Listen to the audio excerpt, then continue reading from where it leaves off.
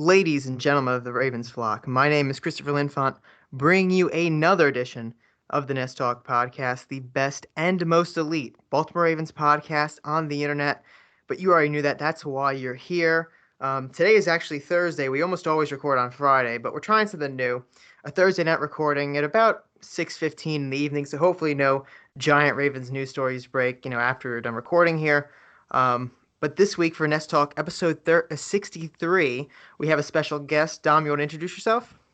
Hi, everybody. My name is Dominic. I am part of the graphic team that just help out Chris with the graphics for Baltimore Feather, and then just on Twitter, posting my opinions, thoughts. Everything is there, and yeah, that's pretty much it. And what's your Twitter account? It's at RavensAnatomy. Okay, and you can go follow Dom there. I highly recommend you do. If you're looking for me, you can find my personal account at Chris Linfant on Twitter, or you can find us at Be More Feather or at Nest Talk for the Nest Talk podcast official Twitter account. Make sure you find us on Facebook as well. Just search up Nest Talk with the Baltimore Feather. Go to baltimorefeather.com for the latest, greatest Ravens news and opinion articles, and of course, a bunch of Dominic's graphics on there.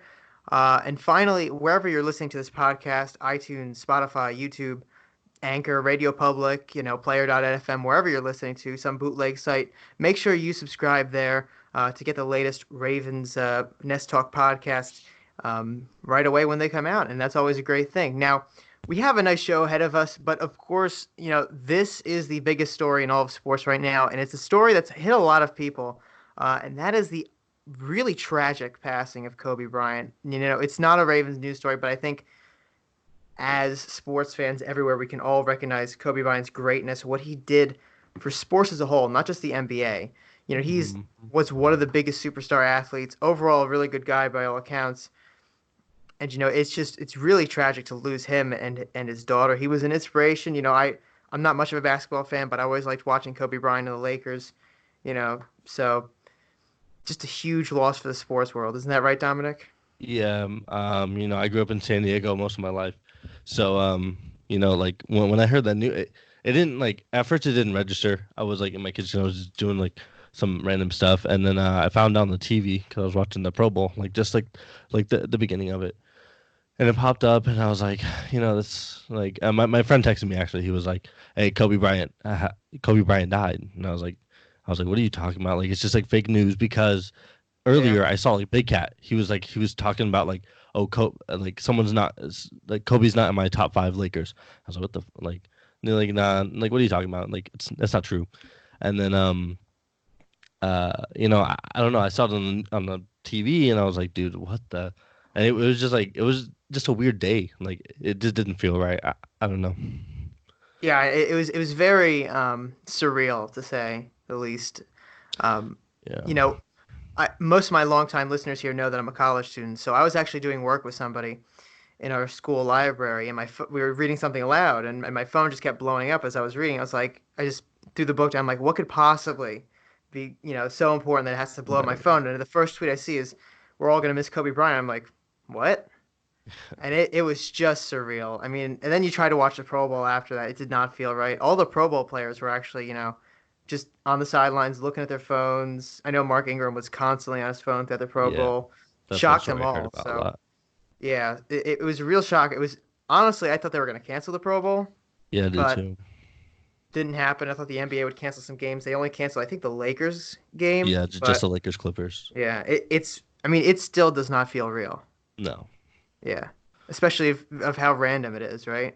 When you Yeah. deal with a celebrity death, not to make light of any of it, but Michael Jackson or all these other celebrities who usually pass away suddenly. It's I think someone else brought up this point. I forget. It may have been Stephen A. or Skip Bayless or something. But a lot of it's self-destruction, Mhm. right? Either drugs or some stupid Right. mistake. Kobe Bryant was just going to his daughter's basketball game. Yeah. It makes absolutely no sense. But Like someone was saying like you can expect it, or it's like some people like I don't remember who it was, but they were saying that they're taking drugs, so it's like, oh, if they die of a drug overdose, like you could see it coming. Not like to predict anything, but I'm just throwing something yeah, out there. But also one story that hit was Jimmy Fallon's story. if you guys want to go check that out, it's on Jimmy Fallon's YouTube. But it was a really good story, and it kind of like made me choke up. So Yeah, it's definitely one of the I think saddest stories I've ever. I mean, I'm not even really covering it because I don't do basketball or Lakers, but I had to tweet about it while it was going on. So it's definitely one yeah. of the saddest stories I've ever interacted with. Oh yeah, most definitely. My time as an amateur sports journalist here. But not to dampen the mood too much, because we do want to have a lighthearted conversation here and talk about our beloved Baltimore Ravens. Um, and obviously they're not in the Super Bowl, which would have been the ideal outcome of this season, a 14-2 season. But we'll talk about the Super Bowl later in the episode. That's probably the last thing we'll talk about. But for right now, Right. I want to get your opinion on the Ravens' offseason plans. Are there any free agents either on the roster right now that are set to be free agents or on other rosters that you think the Ravens could either look at or try to extend the guys they have right now? Anybody particular that stands out to you? Okay, so there's quite a bit of like Ravens. I'm gonna talk about the internal ones right now. So there's quite a bit. Like there's Jimmy Smith, Brandon Carr, Michael Pierce, Anthony Levine, Damona Petko, Jihad Ward, Matt Skura, and Gus Edwards. Those are the ones that like really stick out to me, along with uh the punt returner. I forgot his name off the bat. The punt returner? Yeah, our punt returner. Ooh, I want to say it's DeAnthony Thomas. Yeah, DeAnthony Thomas. But Yep, that's a lot it. of people like in the past few games he didn't really help us out that much, so I can see why people are frustrated with him. But anyways, Gus Edwards probably one of our main guys that we need to bring back just because it's like Yeah. that because of his versatility.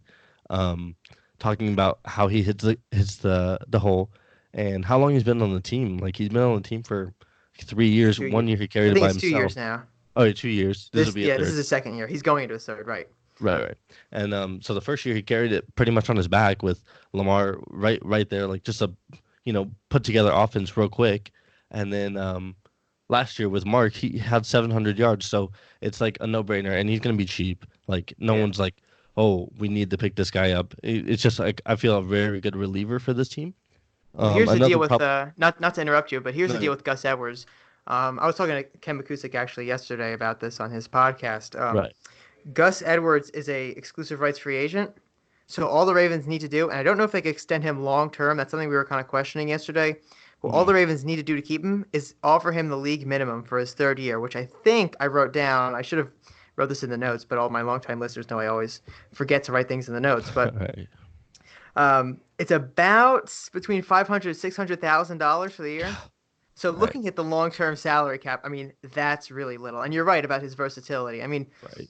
when he just randomly showed up on that roster like midway through the season, well, I have to admit, I kind of knew a little bit about him because I watch Rutgers college football, which is Mhm. not the most fun enterprise, but Right. you know, I knew enough about him, so I thought he would be able to do well in the Ravens, and he did. He came off with a huge year with Lamar Jackson there, so he really provides his offense a lot, and especially as a reliever, as you said, for Mark Ingram. hmm And like one thing also to note is he was in the backfield with Kenneth Dixon, who was Yeah, a actual draft pick, a fourth round draft pick, and he was also with Ty Montgomery. So like, and Ty has been in the league for took their quite a jobs. while with the Packers. So it was just crazy how he earned this spot through the Oh yeah, rankings. absolutely.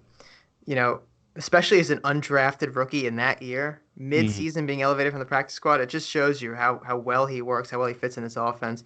And you're right, Ty Montgomery, an established veteran, really should have been the guy the Ravens turned to in that situation. Right. Um, then you have Alex Collins. Was he still on that roster at that point, or did Oh they yeah, cut he him? I was don't actually. remember. He was. Yeah, they turned away from him. That wasn't working. Right. And then, of course, you're right. Who was Who was the other guy you said?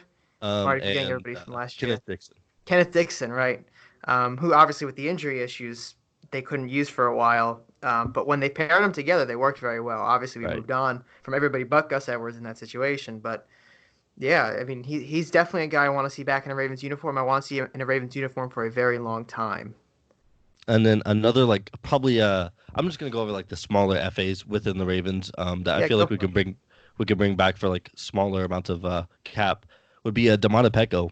I feel like like with the run we made, he was a great reliever for Michael Pierce, Brandon Williams, Chris Wormley, and I think that's it. But he was always there. Like he was making a lot of plays for this Ravens defense. Yeah, and Domata Pecco, I mean, it just shows to me how good Eric DeCosta is at finding guys mid-season. I mean, this is Hmm. only his first year as GM. We're already talking about him like he's, beyond Ozzie Newsome here. Yeah.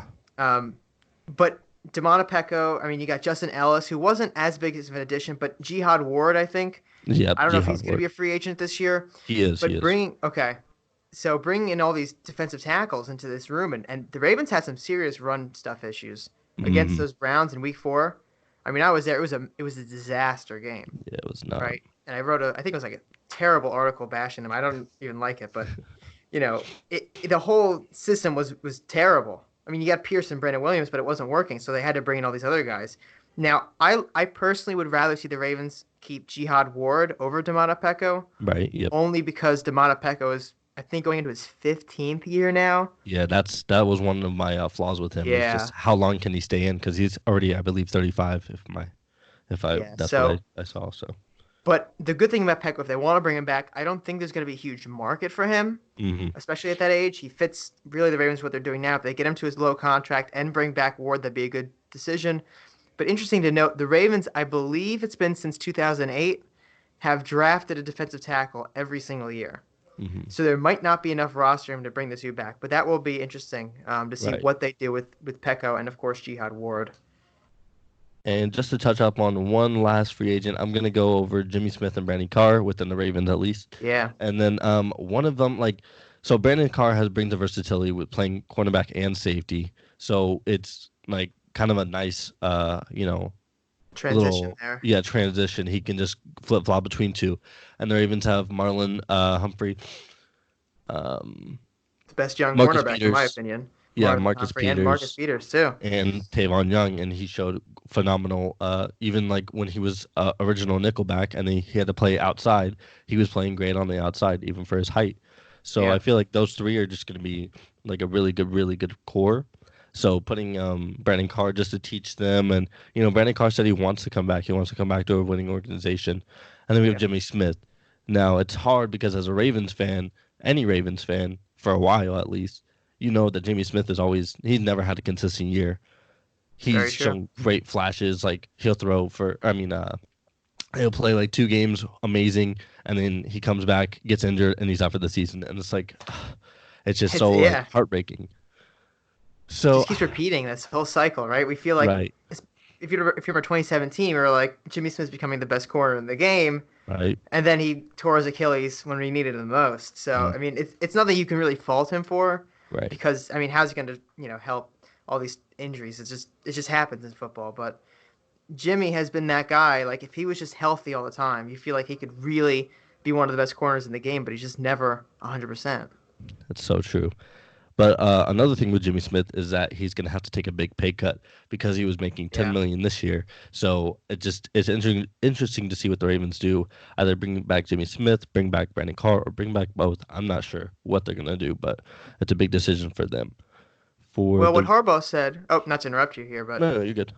I listened to Harbaugh's press conference maybe 2 weeks ago now, Hmm. and he said he wanted Brandon Carr back. He wanted Jimmy Smith back. Now, that's not really up to him. That's more of what the Ravens can do financially. I believe they Exactly. Yeah. have somewhere around 30 million in cap space. Yeah, They're going to something want to like that, make cuts 33 or here, something. additions here. Jimmy Smith, they're not going to give him 10 million. They have to give him a small deal. He's already what, 31 now? 31. Yes. Um and he's you know obviously not on the field all the time with injury, but he's had a couple run-ins with suspension, so that's going to factor in. Brandon Carr obviously is one of the NFL's great guys. Has been on the field every single game of his career, so that's a plus for him. Um, so we'll see what the Ravens do with both of those guys. I don't think both will be back, but I would expect at least one to be back. And if I Right. had to pick, I'd probably pick Brandon Carr over Jimmy Smith, even though Brandon Jimmy's Carr had a longer. 33. Oh, sorry. Brandon Carr's 33. Yeah, Okay, yeah. Brandon Carr 33, Jimmy Smith 31. Yeah. So I mean, I would pick Brandon Carr over Jimmy Smith if I had to put bets on it right now, Right.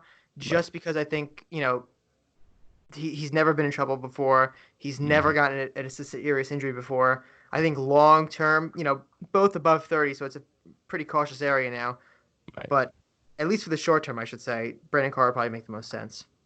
Yep. And his verse, like he started every game He has like the longest streak or something like that, which is Yeah, I just feel like if any of the defensive backs have a question, just go to Brandon Carr, keep your health up. I feel like he's absolutely. just a great asset. So And he kind of reminds me of what Ladarius Webb turned into in his final couple of years because, Ladarius Webb, one of the best Ravens cornerbacks, long-term Ravens guy through and through. But once he, started to not do so well at corner anymore, they moved him to free safety and he produced there for a couple of years. right. So if they can keep Carr in that kind of transitional role between corner and free safety, and this secondary is already really good as you pointed out. Marlon Mm. Humphrey, Marcus Peters, huge extension. Tavon Young's coming back. You got Earl Thomas and Chuck Clark back there. He can really be that sixth guy in that secondary. That kind of just, if they need him over here, they can put him over here. But if they need him on the left side, they put him on the left side. You know what I mean? Yeah, yeah, yeah. So they can kind of move him all around and use him where they need him, but don't have to rely on him every single play, which could risk injury and whatnot. So that's probably what I would imagine they would do with him in the future. Right. All right. How about you send me or tell me a position because I got a few. I got D Sure. end, offense or outside linebacker, inside linebacker, wide receivers, um, and that's about it. I have inside line, but I'm not going to touch on that because I'm not really like fond with inside line. I'm not sure how to like Okay. that works. So So are those your like big three positions the Ravens have to address yes, this this offseason? offseason. That's okay. That's my analysis as well. I think that's pretty much everybody agrees on it. Outside linebacker or just some sort of edge rusher, Right. inside linebacker and wide receiver. Let's see what you got on wide receiver. Okay, so wide receiver, I don't really have that many options. It's a really small market from my Yeah, research. So my three, I have Seth Roberts. He just knows the playbook. So him back. Ravens Okay. bringing back Seth Roberts. He knows the playbook. He's willing to block. He was a sure pair of hands until the last game, of course. And then my number two receiver is Robbie Anderson. He's 27. Oh yeah, Okay. forgot to mention that Seth Roberts is 29. And then Robbie Anderson is 27. My big question is, will he block? Like, we didn't really see much of that because the Mm-hmm. Jets were just not a very good team this year. I'm not No. really sure about his previous years, but Yeah. No, I don't know much about Robbie Anderson to be quite honest with you, especially in that offense. right. I mean, with Le'Veon Bell this year, it was just a travesty. I mean, there were so many Ravens fans piling in on me on Twitter saying, "Oh, we got to spend $60 million for Le'Veon." Hmm. And with the Jets, I mean, 3.1 yards per carry, not too good. Right. Um, but it was not really the style of Le'Veon Bell would be compatible with that because he's a guy that's going to wait for a few seconds and then make his move up the middle. So downfield blocking, to open that up isn't really something that Robbie Anderson would do a lot of, in my Yeah. opinion. Yeah. But he's had a few good years. He's never really had a great quarterback, so it would be interesting to That's see true. him with Lamar. Right. Um, he And probably won't command a large market, though. I mean, right. maybe he would, but I'm not so sure on that. I would say depending on where he goes, he would demand a large Yeah. market because New York's a big franchise. Just the name alone. But just depending on where he goes, and also to bring up the point where if he'll do good with Lamar, I feel that him messaging Lamar on Instagram might have a little correlation. It's like very small, but Oh, did he do that? yeah, he Oh, after before the game, he wanted to get Lamar's jersey, so he was like, "Hey Lamar, let me swatch that's jerseys," right. and it was like him. And a few other players. I don't remember, but they showed it after the game, and it was a few people like huddled around Lamar to get his jersey. And the Lamar had like commented like, "Yeah, I had the PR guy. He had to get like four jerseys or something, so I could sign them for everybody and hand them out because I mean Lamar's a big name, so it's interesting to see if people actually come like along with Des Bryant as well. That's maybe another person we can get into. Oh, Tez Bryant. Yeah, but I do remember that what you're talking about with the Jets there. I remember seeing the pictures afterwards of like there had to be at least three or four Jets players just huddled around Lamar waiting for their signature. It was Yeah. really funny. Who's your last guy on that list? It was DeAnthony Thomas, but I made this Okay, list before the last game, so. But I put him down as a cheap returner. He's sure. 27 years old, so and he wasn't that bad with the Chiefs. I'm not sure like why they let him go, but I do remember he was a very like fast. So like I always questioned why they didn't use him in the offense this year. So if Hollywood Mm, was down, why did they not have him as the special guy? They probably had like a few like um, differences like between Hollywood's route running and D'Anthony's route running. So there probably is some correlation there, but yeah. I don't know. It was just he was just one of the guys I saw in there. probably the most likely to come to Baltimore. So Yeah, that's a really good point. Why didn't they, being so similar? I mean, I know Marquise Brown's probably the faster and the better of the two receivers right, overall, but Marquise Brown was never 100% healthy this no, entire year. Um, and it showed until the last game recently. He was the only player, I think, in the playoff game that really looked good to me, offensive wise at least. right, Um, from the skill positions, not offensive linemen. But yeah, that's a good question. Why didn't they use D'Anthony Thomas a little bit more in the receiving game? I know Kansas City cut him after a couple fumbles, so maybe that had something to do with okay, it. Maybe Harbaugh was concerned about fumbles, and you know how he gets with fumbles. I yeah, mean, you fumble twice and you're out. yeah, pretty much. So Cyrus Jones. So that yeah, Cyrus Jones. If you remember back in 2014, actually, Justin Forsett got started because Bernard oh, Pierce fumbled in the first yeah, opening game. yeah. So, but Just yeah, maybe against the that has something to Jags, do I with. think, if I'm not mistaken. I don't remember who it was. I remember I usually went to one Ravens game a year. That was the one I was at. It may have Oh, been like the Bengals or something, but okay. I don't remember. A bad I team. have to look back. That's all it was. Oh, it was the Bengals because if there was the Steve Smith senior grabbed it, I think it was Kirkpatrick's helmet and Oh, shoved him to the ground. If you remember that highlight. yeah, of course. Um, but no, some other receivers I want to look at though. Rashad Perryman's in the market, and I know it's kind of a stupid thing to say, Mm, but he's a speedster. The Ravens might look to add another speedster. It's like he left Baltimore and all of a sudden he realized, oh yeah, I'm a wide receiver. right. Like, and if you saw his last few games in Tampa Bay, I mean, he looked amazing. Dude, he was great. Yeah, and he caught I think 645 yards this year, which is way better than he's ever done. Yeah. Um, I don't think the Ravens would really consider Rashad Perryman, No. but in the back of my mind, I just think about it, and I'm like, maybe. It would be a Um, crazy homecoming just based on the fact that he's gained so much ball skills after the Ravens, like even after his fifth year on the Raven, or no, fourth year, sorry, because they didn't pick up his fifth year option. no, they So didn't. after they did. Sorry, no, they didn't. They did Oh not. yeah. Yeah, my Okay. mistake. Yeah. And so after his fourth year, like he went to the Browns, then he went to the Bucks because the Browns wouldn't re-sign him. So it was just, or it was maybe it was the money. I Um, think what happened with the Browns, actually, if I remember correctly, is that he was intending to resign. They broke the news, and then they traded for OBJ, and he said, "Well, I'm not okay, going to that's get what any it was. passes." It was. Yeah, Yeah. And then he moved on to the Bucks, and he had a great year with Chris Godwin and Mike Evans. So I mean, that would be a great. I wouldn't say a great sign because I don't know. Maybe it's Baltimore. Like you never know with players because he had a great year with the Browns and then the Bucks. So if he comes back to Baltimore, is he gonna have the same effort? Is he gonna have the same drive? Like, oh, you guys cut me once, like you can do it again. Like I don't know. It's just like yeah. it's really weird with the NFL players, but that's a very interesting thought. It would be, I think, a great storyline to follow, but I don't But know how much sense it would make for the Ravens. And that's the right, only reason I put it out there is because he's available, he's rebounded. He's only 26. hmm So we'll see what happens with that.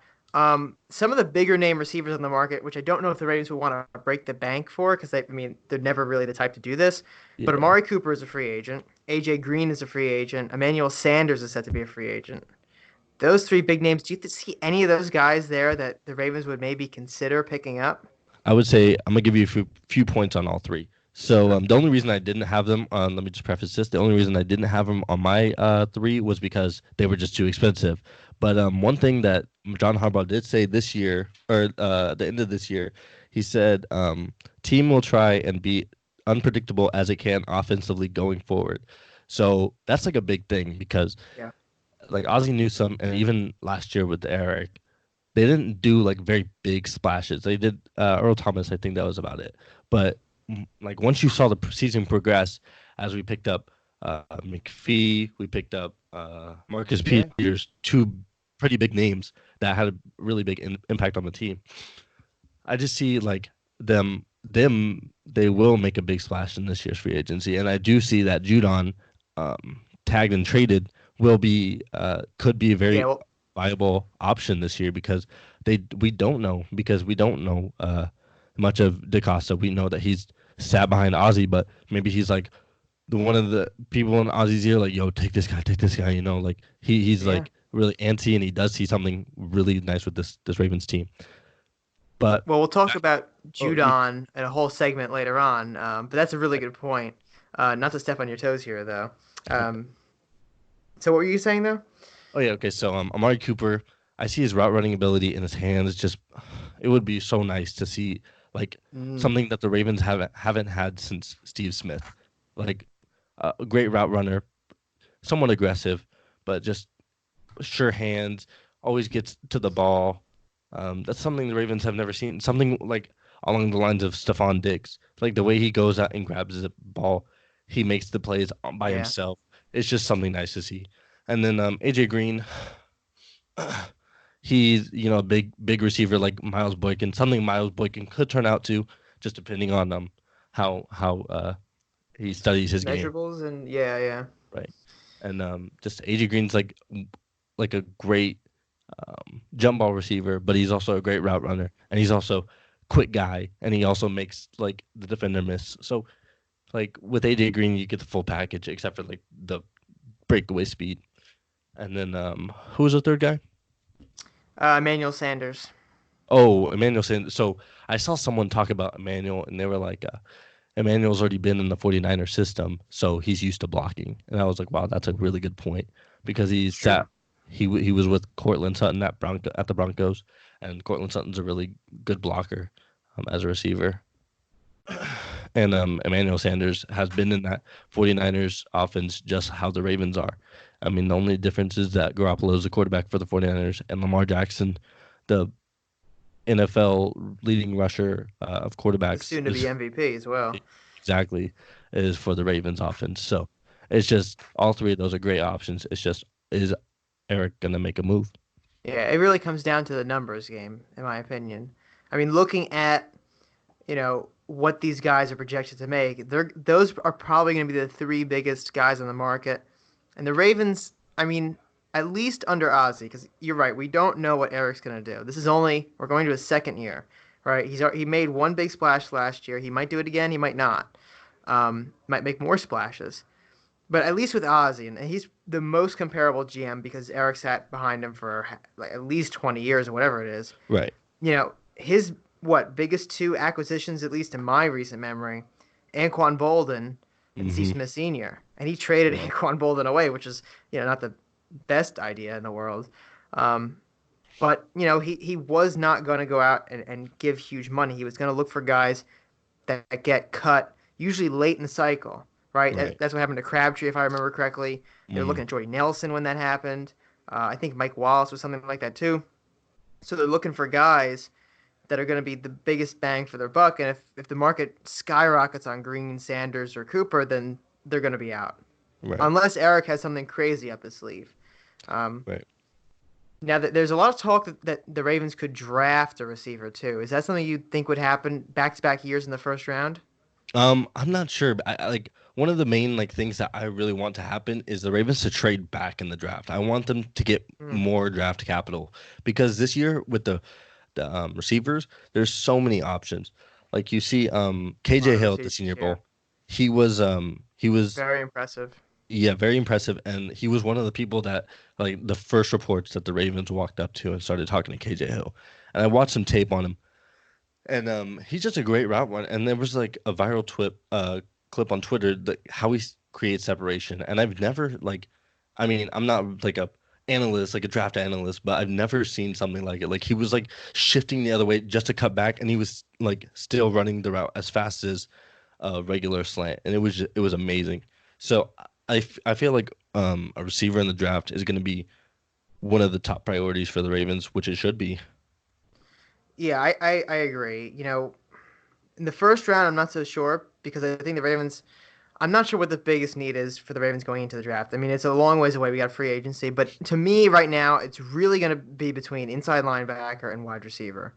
Right. So if the Ravens figure, okay, we pick up so and so in all the offseason, let's say they re-sign Josh Bynes, not the C.J. Mosley, Ray Lewis type fit to dominate, but at least be serviceable. They still need a receiver because, in my Exactly. opinion, Chris Moore is as good as gone at this point. He's been a Yeah. guy that Oh we've been yeah. looking at. I've wrote twice in a year that he's going to break out, and he's let me down both times. He even blocked me on Twitter. I didn't understand that point, but um, Chris Moore's going to go. The Ravens will really, in my opinion, have at least Marquise Brown, Miles Boykin. I believe they're going to bring back Seth Roberts. That's my, inclination there. Yeah, that would make Um, sense. Jaleel Scott's going to be on the bubble of the roster, It will and be. I'm forgetting somebody. I don't know who I'm forgetting though. But We're they'll gonna skip probably, that. yeah, they're probably going with 4 or 5 wide receivers, and there's still no dominant guy. I mean, Marquise Brown, obviously tremendous upside, right? Oh my A gosh, yeah. huge amount of upside. If he's healthy, he's gonna burn past people, and obviously he's Lamar Jackson's best friend on the team at this point. I mean, there's no question. Every time I pull up Instagram, it's Lamar Jackson, Marquise Brown in the car or whatever, Yeah. just goofing around. So, but there's a tremendous amount of wealth in this draft class on wide receivers. The only Mhm. problem I have with trading back is that the Ravens are already in a very backwards position on the first round. 28 they're picking. Right. There's not much room to trade back in that first round, and a first round's really good just because you get that fifth year option. Right. And the contracts it works out really well. Um, and you're right. There's a whole lot of talent. I mean, watching the Senior Bowl, the East West Shrine Game, and the NFLPA Bowl, I watched all of them. There was just so many receivers this year. I mean, at a little college like Barry, like I don't even know where Barry is, but this Mason Kinsey guy really impressed me at Mhm. the East West Shrine Game or whatever. Right. Freddie Swain from Florida is just guys expected to go late in the draft. Um, but can any of them be dominant is the real question. And you got guys like T. Higgins, C.D. Lamb, K.J. Hill, who might be a more second or third round pick in my Yeah, it's probably opinion. second Um, day. yeah, definitely second day. Jerry Judy, no way the Ravens are going to get to him unless he drops tremendously. But you know, it's going to be interesting to see what the Ravens do. If they can find a partner to trade back, if they can trade back to 32, that might be the best solution. Because I agree with you. I love trading back, getting an extra draft capital, but I just don't want to give up that first round pick. That's true. I do see that, but one of the things that was running through my mind when I was thinking about trading back was the Ravens want to win with Lamar now. You know what I'm saying? So, like True. the fact that they could trade back and the talent they need. I mean, the draft is up and down, so there's no guarantee you're going to get the talent that you want in the second round or third round Right. or even the first. So, the with the Ravens trading back, they get what they think they want now. So they have the mindset like we're going to win now. And the fact that they got to resign Lamar in what 2 years? I mean, maybe three because they can pick up his fifth year, but Yeah, they'll pick up like his fifth for sure. right. So the fact that they can trade back, grab him now, and then keep working on regaining the draft or the cap space in the offseason because through recent years the Ravens haven't had no cap space in the offseason, It's true. literally any of these years. So it's just something to think about like that first round. I mean the fifth year option is a really good point though. I had an argument with some people on Twitter mid-season about whether or not the Ravens were in win now mode. And my essential premise is I'm kind of like you here. I think they are in win now mode, but it's not throw everything to the wind to win this exact season. It's win within this window. And Right. that window is going to be Lamar Jackson's 5 years on the rookie deal because you look at the Ravens when they last won the Super Bowl, 2012, 2013 offseason. Flacco was on his fifth year. And it wasn't until they extended him to that mega deal, which was the highest in NFL history at that point, if I remember correctly. Hmm. Um, that significantly worsened their cap situation. It's one of the reasons they had to get rid of Anquan Bolden. They couldn't sign big name free agents, a lot of them because of that cap space. But that's the risk you take with keeping a quarterback like that. It's kind of like making a deal with the devil. You have to keep your franchise quarterback, but if you pay him so much, like a Matt Stafford deal or Derek Carr is probably the best example, right? Right. With that huge mega deal, it's going to hurt your team maybe more than it's going to help. Now, I'm not saying, extending Lamar Jackson to some mega deal would be a bad thing. I'm just saying if they want to win and they want to make sure they're going to win, the easiest possible way, it's going to have Hmm. to be within this window. Right. So, yeah, I agree with you on that point. Um, Okay, so aside from wide receiver, I know you had some outside linebackers. Did you want to touch on any of those? Yeah, so something that would be a big splash in free agency alone, just depending on strictly money, no trading or nothing, would be Clowney. Now Clowney Hmm. was quoted saying something about Russell Wilson as the lines of, "I love playing with him instead of against him because of his legs." And I mean, everybody would probably love playing like with Lamar because Yeah, they don't want to play against him. He heard Eddie Jackson in the Pro Bowl. You're not allowed to run because you're gonna break us. He was like, it's true. so so it's like I think Clowney, he's only 27, great upside, but the Seahawks are probably gonna want to keep him, so they're gonna do everything in their power to keep him. And then more interior, we got Chris Jones, 27, more of a D tackle, like the way I watch him play. But he's great for the Chiefs, and we'll see what they do with him as well. And then Ngakwe from the Jags. Yeah, he's a name a lot of Ravens fans have been, just talking about ever since the middle of the season when there was some trade rumors. Unique Ngakoue has been on Ravens fans' minds for since then. It's just been every time I look on Twitter, someone's talking about Unique Ngakoue. hmm I see him being. I mean, it looks like him and Judon are already on good terms. So if the Yeah, Ravens do retain Judon and nothing else with him, then Ngakwe would be a phenomenal pickup in the offseason. And then we wouldn't even need to look that much in the draft for an outside linebacker. And then we got Dante Fowler from the Rams, was Rams. on the Yep. Jags as well, and I think he's a really good speed rusher. Like just how quick he could be to either contain the rush or get to the passer would be great. Yeah, those are all interesting and viable options. I think. Um, I like Fowler a lot. The only thing I have with him is a concern about injury. Obviously, when he Right, came right. into the league, he blew out his knee within like a week. Yeah, that was Ngakwe makes a lot of sense just because that's been where the rumor mill's been at for months. He tweeted out he was free. I don't exactly know if that has anything to do with his contract status, but that's yeah, what a it's lot of people are 100%. speculating. Another name I've been hearing is Shaquille Barrett. Right. Um, He's you on my know, list as well. yeah. So we'll see what the Ravens do with outside linebacker. I think, and this is kind of a segue into our next um, segment here.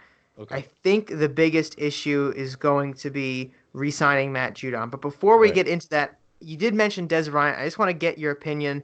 Do you think the Ravens should offer him another contract after he already turned down? I think it was like a 30-some million dollar deal with the Ravens hmm two off seasons ago, something like that. What are your just overall impressions about that? Okay, so Des Bryant provides the veteran mentality, great receiver, hothead when it comes on the field. But when we're talking about like how the Ravens offered him something, he said he was not in the right mind space, which I believe he turned down another offer, and then eventually he went on to go to the Saints.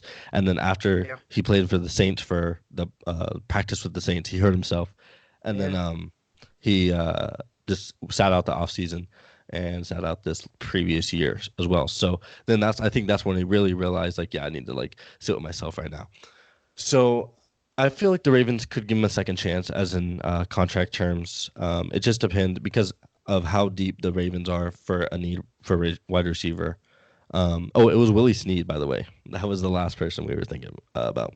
Willie And then, Snead. How could I forget yeah, Willie? I know, right? And but but when it comes to potential with Dez, it's like he's sort of like the AJ Green, but he's a little bit quicker. He's like I couldn't even compare him to anybody because it's Dez Bryant. So I don't know. Like I Yeah. do feel like the Ravens could give him a second chance when it comes to contract talks, but we'll just have to see, I guess.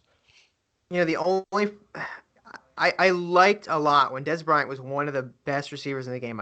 I loved to watch him. I mean, he was so Oh yeah, good. But the only problem I have with him right now, well, I guess it's technically two problems. He's coming off that humongous, I think it was like an Achilles tear or something in his knee. I don't remember exactly what it was, but it was some yeah, huge injury. it was something bad. And second, I mean, he's getting older. He's been in the league since I think 2011. He's around 30. He might be 30, 31 at this point. I just don't want the Ravens in another situation where they bring in a veteran wide receiver to kind of, put their finger, let's say, to clog, the flood, right? Right. It's not it's like putting a band-aid on a huge wound. I mean, it might help a little bit unless he, really produces, then it won't help too Yeah. much. Right. And they'd have to, if they want to bring him in and somebody else, maybe through the draft or something, they'd have to get somebody off the roster, whether it be Seth Roberts, hmm Jaleel Scott. But I'm not sure I want to sacrifice young talent for Des Bryant at this point.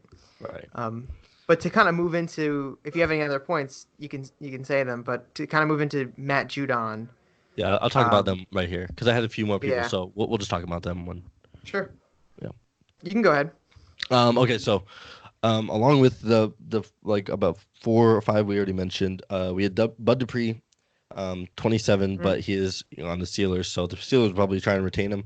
But his behavior was kind of on and off when I heard reports about him, even in yeah, the Steelers locker room. And then it was Secure Matt Judon was one of my others, and then interesting thought Vic Beasley. So I know that he had his amazing rookie year, if I'm not mistaken. I remember if it was his rookie year or he was just defensive player of the year. But he had a great one of those years, and he was just great on the 4-3, I believe, for the Falcons. So if he could play the outside, he would be a great complement to Judon. How quick they both are off the edge. If they could just secure that the middle and then pick up an inside linebacker, I feel like he would be a really good complement with Judon. And then Marcus Golden, 29. He's a little older, but he's more of like the hard hitting, like rough outside linebacker. And then one last person, Aaron Lynch, 27, young and cheap. Uh, couldn't like if the Ravens can get him for a good price, then I don't see the reason. Very strong. He reminds me of a little bit of Shaq Barrett, a little bit of he had a great year with the 49ers. I do remember that. And yeah. yeah, pretty much it. I like your comment about Vic Beasley. He's just one of those guys that has an explosive year, and then just like takes a back seat. I mean, he's not bad by any stretch of the imagination, but you're right. I think he was like the sack leader in his first or second year, some Yeah. crazy thing, and then he just kind of declines to basically average. So he's more of a gamble, and I don't mind the Ravens gambling. No, If they not at got him all. pretty cheap, I think it'd be a Not good right now. pickup. Yeah. But yeah, especially trying to win the Super Bowl within the next 3 years, gambling a little bit of money, as long as they're not breaking the bank $30 million for Vic Beasley or some ridiculous thing, Yeah. I'd be interested to see what they could do with him. Another But little point. moving, Oh, real yeah, quick. sure, go for it. Another little point is that Vic Beasley was also like projected. I mean, speculated in the in the midseason to get traded to the Ravens, and it was like I remember dirt that. cheap, Yeah. like a 6th or 7th round pick or something like that. So it seems like the Falcons fans are pretty fed up with him. Maybe it was just the heat of the moment. Maybe it was just the year that they had at the point. But we'll see. Well, the Falcons are definitely going to be in some sort of rebuild mode because they cannot continue the way they currently are. Right. Right? They have I'm not the biggest Matt Ryan fan. I think he's a little bit overrated right now, Oh yeah, most and he really definitely. always has been, in my opinion. But they have one of the most dynamic offenses. There's really no question about it. Julio Jones. They had Sanu, um, Calvin Ridley, who should have been a Raven, in my opinion. Matt Ryan throwing the ball. But that's not working. They put all their money in offense. That's not working. The guys they have on defense obviously not doing enough to No. keep the ship afloat. Something's got to change. And when you go through rebuilds, bubble players like Vic Beasley are often the first ones to go. Right. So we'll see what they do. They could try to resign him to a longer term deal, but there's a really good chance he hits the market. And you're right, a lot of Falcons fans were very upset with him. There was a lot of talk about him getting traded to the Ravens. That wasn't the case. The Ravens actually went out and got Peters instead, Right. which was a very, very good move looking back. But yeah, so Matt Judon, though, you mentioned this. It's a guy. He's a guy on every single Ravens fan's mind right now. There's talk about him being franchise tagged, but not only franchise tagged, but then traded afterwards. What's your general opinion on the trade part? Not so much the franchise tag, but if they were to retain him and then trade him, what would you think about that? I would say value. My number one word for the trade is value. Like Yeah. what do the Ravens get with Matt Judon? Do they pair up another player with Matt Judon? Do they pair up another draft pick with Matt Judon?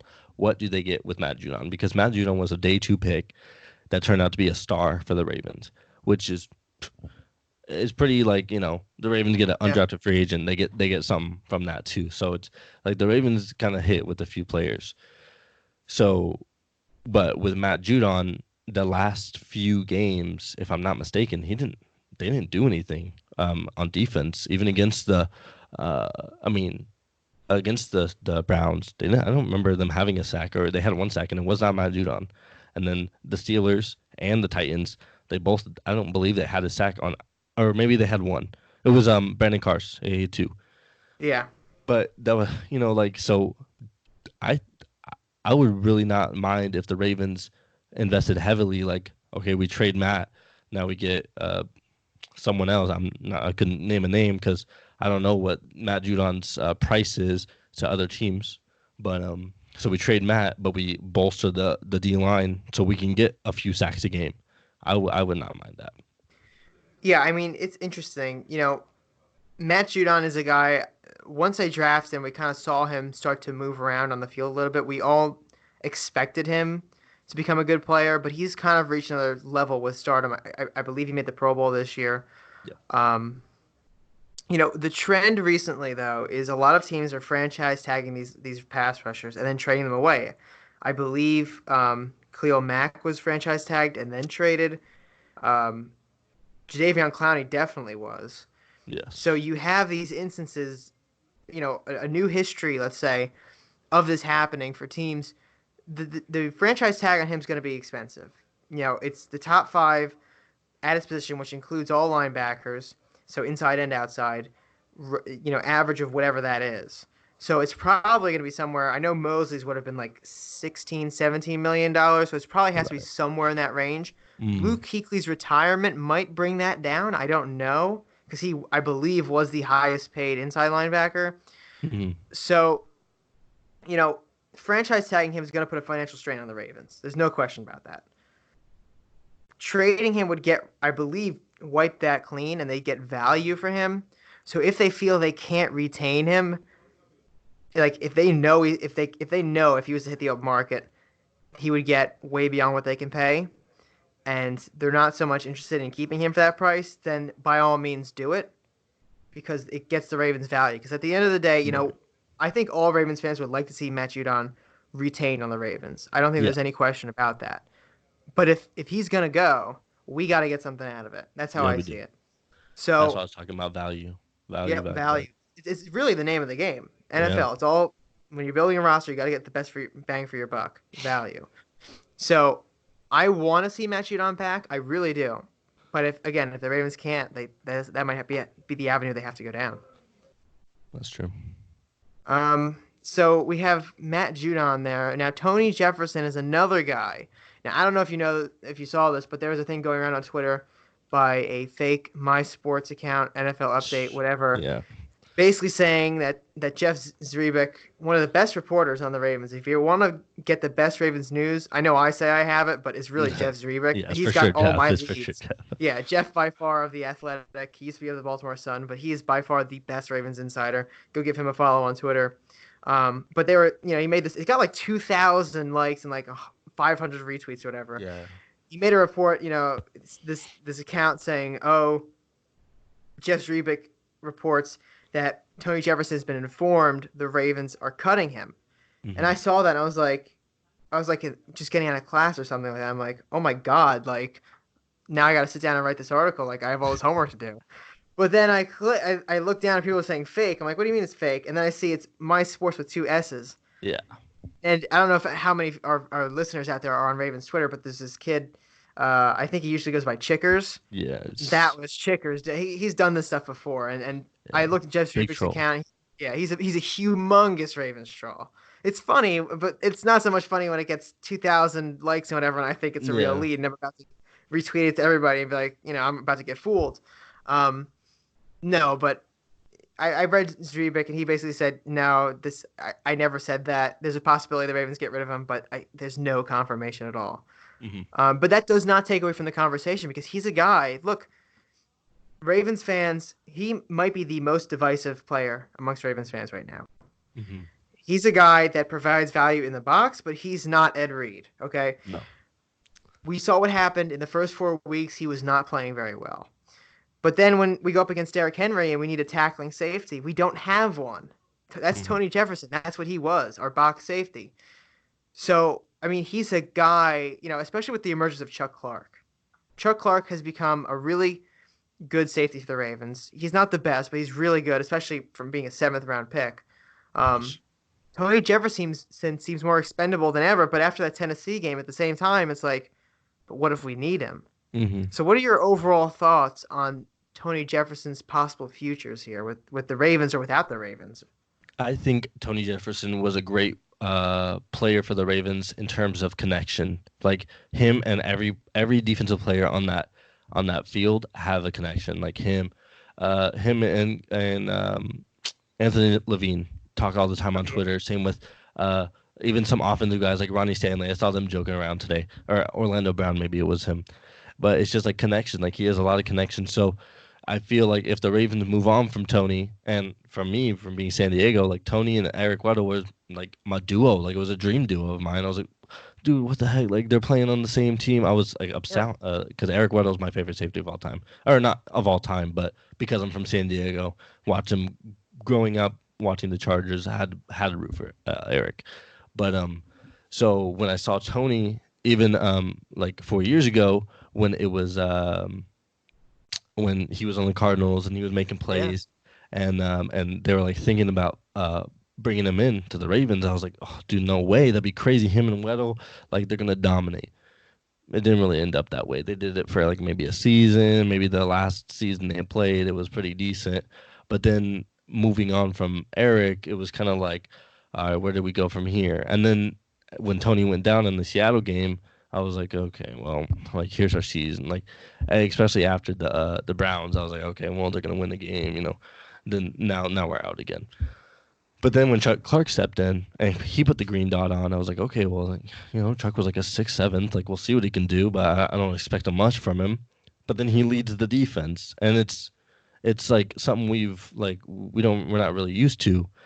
And then Chuck Clark comes in and make plays and intercepts like and gets tackles, and I agree he would have helped a lot on the Tennessee game, but he wasn't there. Yeah. So like, and especially with him coming up and him wanting like 7 million, personally, I would like to move on from him. Where he would go, I'm not sure. Maybe we get Jamal Adams, and you know we got a Hey, maybe. immediate replacement, but it's up and down with him. Yeah, I mean Tony Jefferson is obviously a guy that I think everybody on the Ravens just loves Tony Jefferson. I mean, he and Eric Weddle, you brought up that point. For all they were as players, we can debate whether Eric Weddle and Tony Jefferson actually were good enough for the Ravens, but they were a dynamic duo together. They love playing together, and I will never ever forget that Tony Jefferson turned down more money from the Browns just to play for the Ravens. Yeah. Like that alone gives him rock star status to me. Okay, um, but yeah, I mean, I'm on the fence about Tony. I'm really not sure what's going to happen, but I think it's going to be interesting in the future with him. And if they keep Brandon Carr as a third safety, and you still have Anthony Levine in here, I know I think you said he's heading into free agency, if I remember correctly. Yes, yes. Um, if they retain him too, keeping five safeties, I'm not sure how tenable that would be. I mean, I know they've done it, but if they want to move Chuck Clark more into a starting role with Tony there, it would conflict some things.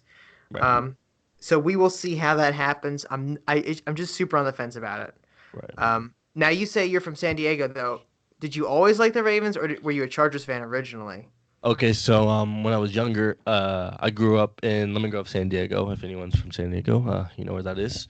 And so we watched Charger games a lot. But once the Chargers moved on from Breeze, that's when I started watching the Ravens because I moved to Alabama at that time.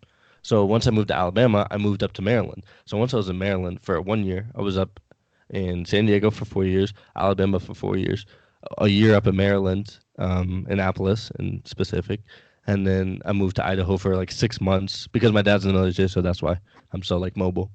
Moved to Idaho for 6 months and then came back down to Southern California. But so once I had moved up uh, from Alabama to Maryland, that's when I started watching because Alabama had no football, so we were just watching the Falcons or the Bucks or the Dolphins, whatever, or Jags even, whatever was on around there. Titans too. And so once I moved up to Maryland, I was like, all right, I'm gonna set my sights on this team. I remember, I think it was like 2008, 2009, because I had a great Good season in years. 2010. Yeah, so Yeah. that's when I like turned into a Ravens fan because once I moved from San Diego, I didn't know I was gonna not be, come back down over this way. So it was just like I gotta move on, And the Chargers were, they were up and down. They were beating the Colts in the playoffs, and then They were losing. They weren't even going. Like it was just up and down. So chose the Ravens, stuck it out with them, and ever since. Yeah, I always love the stories of non-local fans, Hmm. specifically because I am actually not a local fan either. I'm from New Jersey, Right. so I'm really in Giants and Jets markets. And the reason I actually like the Ravens, and this used to be a cooler story, but I grew up, as I said, watching Rutgers football, college football, and when Ray Rice got drafted by the Ravens, I kind of just followed him to the Ravens. I didn't Right. have an NFL team; that just seemed like a natural thing to do. Obviously, it used to be a cooler story to tell since Ray Rice, got in that incident, which we're not going to really cover too much about that. Um, but so that's really how I got into it. So I always like to hear every time someone tells me, "Oh, I'm a Ravens fan from San Diego or Canada or some ridiculous thing." I always want to know, like, well, what made you be a Ravens fan? Like, there's got to be something there. It was So also that's very cool. the connection with Alabama and the Ravens because Ozzie was, Yes. GM right there. So, like when CJ Mosley got drafted by the Ravens, I was so hype. I didn't care about the rest of the draft. I just cared about CJ. And then when Marlon, I was like, actually Marlon was a different story because it wasn't like a corner market for us. It was like, oh, okay, well this is the best player in the draft, so Yeah. all right. But it was like he was from Alabama, so I was ecstatic, but it was also like kind of on the fence. Yeah, that's the Marlon Humphrey. I remember that draft because that's actually the first draft I covered on the Baltimore Feather. Mm-hmm. And I did not scout him at all. I'm like, there's no way we're gonna take a cornerback. Like Right. we just brought in Brandon Carr. I'm like, we have Jimmy. There's absolutely no reason to take one. And I thought they were gonna take OJ Howard with that pick. And I remember Yes, like that's tweeting or whatever. I'm like, here's OJ Howard, and the kid comes up, who's the luckiest kid in the world, really, to announce the draft pick, if you remember that. But he comes up and they're like, he gives his little fist pump. He's like, Marlon yes. Humphrey. I'm like, who? I honestly didn't remember who Marlon Humphrey was. It was the funniest thing. I had to like sit down and like check the notes. I'm like, oh, cornerback from Alabama.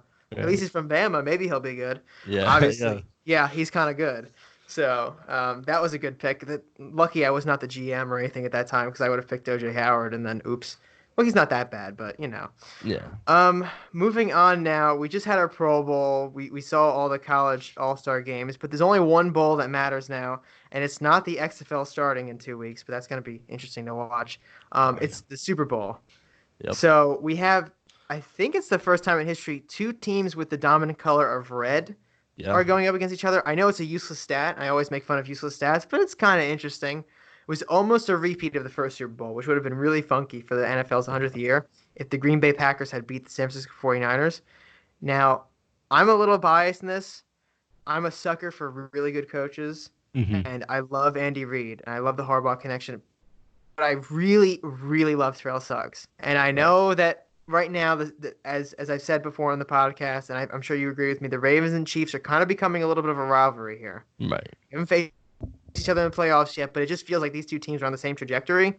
I know I'm probably not supposed to root for the Chiefs, but I'm going to only because I want to see Suggs get that second ring. Hmm. Um, but what are your thoughts on the Super Bowl? And if you have a prediction or MVP prediction, what have you got? Um, I think that personally, I think that the 49ers are a better team. They're just more rounded. They have a better defense. Their offense, better rushing. I wouldn't say better passing, but they have a decent passing.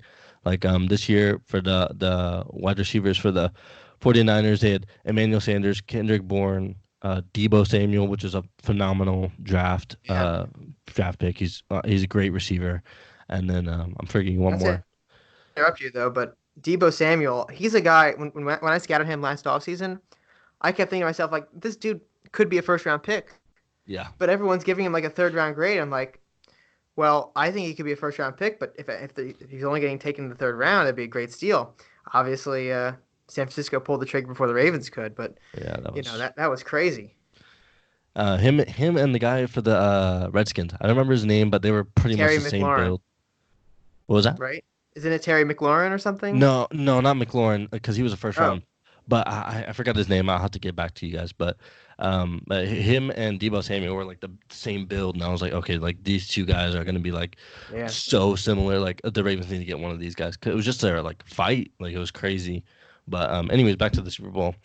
I think the 49ers are a better team. Like they have a better rushing attack, better defense on all four cylinders. But I do want Terrell Suggs to get his. I want him to break the sack record. I want him to get Deserves the it. the ring. I want him to get in the Hall of Fame quicker. He even said, when I retire, I want to be a Raven. I want to, home is always home or something like that. Oh yeah. So, I mean, just because I'm from California, I'm going to root for the 49ers. But, it's just like one of those. I just hope it's a great game. I hope it's a phenomenal game. That's all I'm hoping for. Yeah, after last year's defensive battle, which I like a good defensive battle here and there, but I don't want to have two Super Bowls where they low score. Yeah, So I know the 49ers have a very good defense. There's no question. I mean, Nick Bosa is the undisputed, in my opinion, the undisputed defensive rookie of the year. most definitely. Um, you've got guys like DeForest Buckner on there. What's the cornerback who used to play for the Seattle Seahawks, whose name I'm blanking on? Richard Somebody. Sherman. It's Richard Sherman. Yeah. There's just so much talent on that defense.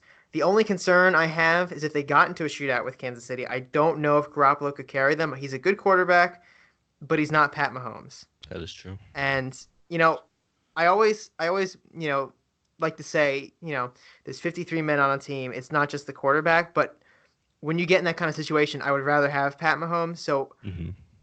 maybe I'm just a little too much bias for Terrell Suggs trying to get that ring, but I feel like the Kansas City Chiefs would probably pull out in a very close game. I'm going to go ahead and say it's going to be a 34-31 game in Kansas City's favor. It'll come down to like the last drive. It'll be a great game. MVP will probably be Pat Mahomes. Yeah. Obviously, the quarterback's almost always the MVP, unless it was last year with Edelman. Do you have a score prediction, MVP prediction you want to say? All right, I'm gonna say 27-21 49ers. But I did like the point where you're explaining the shootout part. So I don't know if anyone can cover Tyreek Hill and McCall Hardman because they're just too That's the concern. quick, and the way they come back to Pat, like when he's scrambling or when he doesn't have anything open, like they know the field so well that they can come back to whichever little spot. And the way how Richard Sherman plays, I don't know if he's quick enough anymore. I don't know if Witherspoon on the other side. I don't know if Yeah. Kareem Williams, I don't remember his name, the cornerback number 23 for the 49ers. But one story I was following all throughout the year was Kawan Alexander, the middle linebacker for the 49ers, and just his story. Like when he came Oh back, they yeah. used like it was like a hype video. I was like, okay, like this guy's he's crazy. And I don't remember which game it was. I think it might have been the game before the Ravens. I don't remember who they played, but he was like jumping on up and down the Seahawks. It was a Seahawks one because they were like getting really hype, and they showed him. He had his red dreads. He was like jumping up and down like broken clavicle, just jumping up. I was like, man, this guy's like he's like a leader. So I don't know. He's one of the stories I like to follow. But yeah, 27-21 49ers on top. That's a good prediction. And yeah, Quan Alexander should not have been back at all this year. No. Pushed himself to get back. It's crazy. And you're right about Mecole Hardman. The Ravens fans, I mean, he's a rookie this year. Ravens fans got a very rude awakening to him Yeah. in that Kansas City game. I don't think you said an MVP. So do you have an MVP pick? Oh, MVP. Shoot, it's hard to give it to Garoppolo, but I'm gonna say Garoppolo. We'll see what Yeah. happens though. It's almost always the quarterback. Yeah, it has to Under the be. So, radar, though, under the radar MVP, well, maybe not so much under the radar, but Raheem Mostert. If it mhm. gets into that kind of, slugfest, Raheem Mostert could be the MVP. Well, I That's think true. do you have any other points? Or, No, I was just gonna say like the 49ers use a slew of running backs, so it's kind of hard. Like we'll see because that's true. uh, Shanahan was like, whoever has a hot hand that we can practice, like he's getting the ball. So and they could switch up because they run the same thing, like all three backs, like Beretta, Mostert, and Coleman. So we'll see what happens. Yeah, it will be interesting. Definitely be a good game. And then, of course, we have the XFL to watch next week, which Oh, I'm just kind of interested in that. I'm I really want to see what interested. happens. Like I've always wanted another like a spring developmental league, and I think this could be it. I know it failed in the past with Vince McMahon, but it's supposed to be completely different. I'm gonna try to go to a game, which should be interesting, Yeah, but we'll see how that runs out. But Super Bowl is more important, obviously, and I think that's gonna be it for today. We'll be back next week for Nest Talk episode 64. And Dominic, I want to thank you again for of coming on the course. show this week. It's great to have you on. Why don't you plug your social again before we start to wrap up? Follow me on Twitter at Ravens Anatomy, and I also started a podcast. It's Ravens Anatomy as well. I might be doing something for the feather soon. We'll have to see, but Yeah, we'll see. Yeah. So see you guys later. You got big plans coming up. Of course, you That's can true. find the That's true. Baltimore Feather, baltimorefeather.com for the latest, greatest Ravens news and opinion articles. Subscribe to the email list. That's the best way. I've actually a lot of you guys have been subscribing to the email list. I've been getting notifications of a bunch of them. It's the absolute best way to get Ravens news in your inbox. And I know February is going to be a bit dead for the Ravens, so we're going to move on to some draft and free agency evaluation in the next few weeks. So Maybe I'm some excited about XFL talk. that. XFLA, maybe we'll do that too. Mhm. Um, you can find us on Twitter at BeMoreFeather or at Nest Talk. And of course, you can find me at Chris Linfant. Go to Facebook as well. You can find us, just search out Baltimore Feather or Nest Talk on Facebook. If you are listening, wherever you are listening, subscribe. The main platforms, of course, if you're, want to switch over to one, YouTube, Spotify, and iTunes. Subscribe, rate us, give us some feedback. Any questions for the episodes? I know again it's going to be kind of dead over the next few weeks, but we will persevere through the no news cycle until we get towards the free agency and draft when it gets really interesting. Stay tuned for that. Yeah, so this is Chris Linfant signing off for Dominic and I, and have a great weekend. Enjoy the Super Bowl. We'll be back next Friday with Nest Talk episode 64. Take See you guys care, later. everyone.